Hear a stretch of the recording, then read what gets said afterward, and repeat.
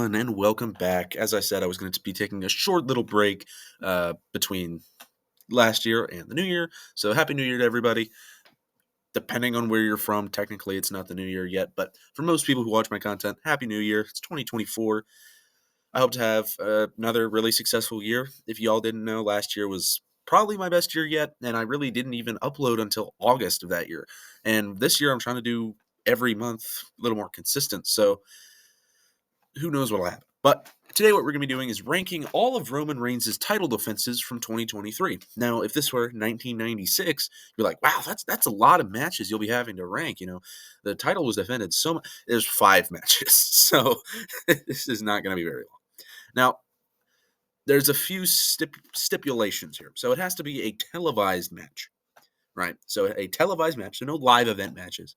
Like he had a match against Rey Mysterio. I know that. So that doesn't count because obviously I can't watch it. And it has to be on pay-per-view because, well, for this year, that doesn't really count. But for last year, like he had a match against Riddle on SmackDown. And whatever, it's just a match. Like, eh. And pay-per-views are where the big matches happen anyways, but there's only 5 and they're only on pay-per-view. So that doesn't count for this specific ranking. I am alluding to doing more of these in future, by the way.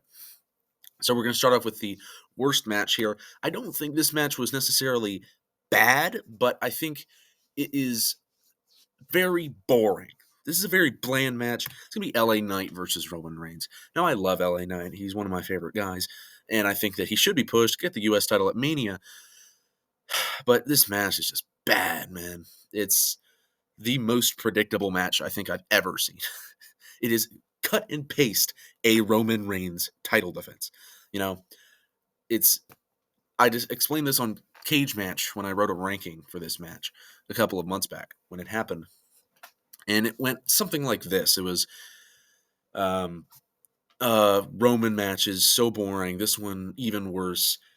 Just a 7-step plan or something step plan. 1, babyface starts hot. Roman slows it down for 30 minutes.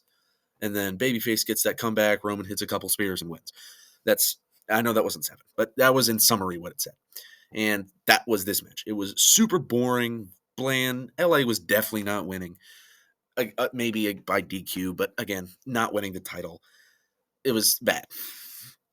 The match quality in, like, if you're just looking at technical wrestling, if you're walking on the street and you turn and you're not a wrestling fan and you see this, but you know what wrestling is, you just don't know any story, you might be, oh, wow, that's interesting.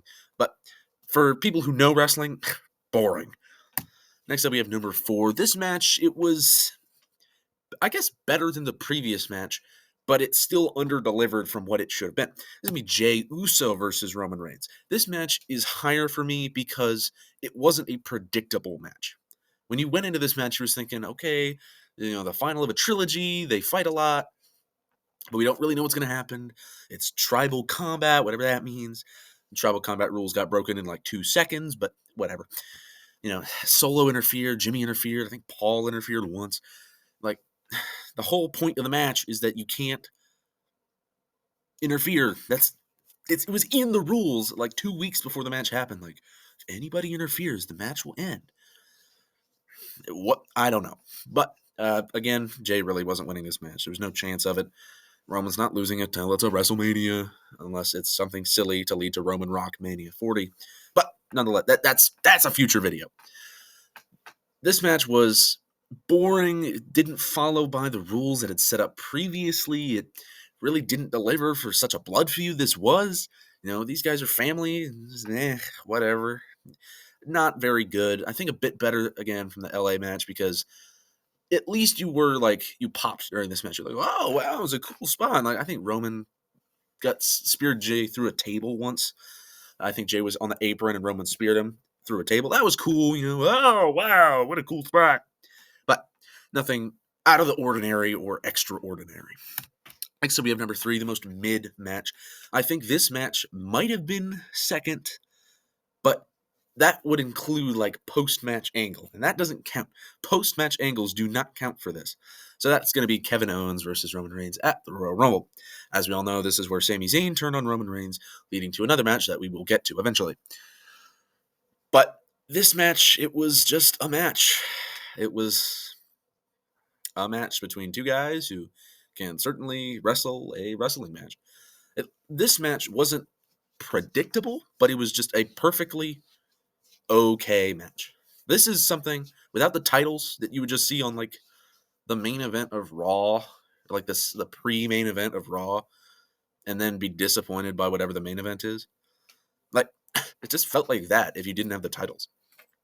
But obviously, the Sami angle would have pushed it higher. But again, I'm just trying to think of the match itself. It was a little messy, pretty whatever. I think it's higher than LA because it wasn't, again, predictable. But it's higher than J because it didn't disappoint me. The J match disappointed me. I was like, oh, this match sucks. And maybe without any predictions going in, I would have thought it was better. But when I thought, like, oh my gosh, this match is going to be a classic, and I go in and see, meh, wrestling, I'm disappointed. So next up, we're going to go to number 2 here. Number 2, this one should be number 1, but sometimes endings can ruin everything, and you know what match I'm talking about. Roman Reigns versus Cody Rhodes at WrestleMania 39. Cody should have won. I will die on this hill. Why did Roman retain? Can you give me something that Roman Reigns has done with his titles since he won this match? What is something he has done successfully? Okay, he got pinned by Jay. Okay, so what? If Jay had pinned him later, that would have been fine. Cody gets a pin, and then Jay gets one later. Shows that Roman's not what he used to be. Okay, so what? Maybe that match doesn't even happen because Roman goes on an extended leave of absence when he loses. Cody's able to consistently fight at pay-per-views, defend the title over and over again. It's a great spot, but no, we're going to have Roman win, boring title reign, hoorah. When you have a champion who has defended the title 2 times in 8 months, almost 9 now, that's really disappointing. And that perfect example right here.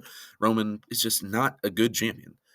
Like a good champion at least should be defending the title once a month. At bare minimum, once a month. You should be having 12 defenses a year minimum. Preferably somewhere in the range of 20 to 30 defenses. Maybe that's a little high, but just defend the title more. That's what I'm saying. And if Cody won, he would be doing that. He would be defending like every episode of SmackDown because he's on all of them. But this match, again, from a technical wrestling standpoint, if you turn this on and then just go and then just turn the TV off with 30 seconds left in the match, you'll love it. It's an incredible match. But just those 30 seconds, very disappointing. So, as you will know by now, there's only one match left, and there's only one match left. So, you can take a guess. It is going to be Roman Reigns beating Sami Zayn in Montreal at the Elimination Chamber. The placing of Roman's matches has been so weird over the year because you got like mid, amazing, kind of good, bad, worse. Like after Mania, just extensive drop off. But this match was amazing. It was in Montreal, which gave it a ton of oomph and extra credit, really. And the crowd was amazing for this match. They actually thought Sami was going to win. What marks these fans are. But it really gave some life to this match. This match, Roman mocking Sami's family and beating him up, and then Sami coming back, Blue Thunder Bombs and Luva kicks. Very fun. Again, Sami wasn't going to win this match. All of the matches except Cody, everyone was like, yeah, they're not winning. But we knew that it was going to be a pretty solid match going in, even with Sami not going to win. But this match over-delivered, and that's what I want with my wrestling. Like, this is going to be a bit of an extra tangent here. So if you want to skip to me continuing with my explanation, skip to this timestamp right up here. But if I'm watching wrestling, right, there's a few things that can happen, right? So if I go into a match with low expectations and those are met, I am really bored. If they do okay, I'm still like, whatever. I don't really care. If they do really well, I'm like, wow, that's awesome. So if there's a low expectation match, I want it to do super high. But I don't want low expectation matches. I always want to go into a match expecting mid. That's how I approach things. I expect mid. So when I went into this match, I was thinking, okay, whatever. It's gonna be good, but nothing great. So then when it overperformed, I was super excited, and that's why I'm a pessimist. Now, a lot of people don't like pessimism, but I think pessimism, at least in wrestling, is really good because if you go into a match with like high expectations, like let's go, if you went into Roman J with high expectations, like I did, you're like, let's start this match, and by the end, mm-mm. did not deserve those expectations, and you're really disappointed. That's why I always go for mid because if it's a bad match, you're like, whatever. But if it's a good match, you're like, yeah, pretty cool. So it works together.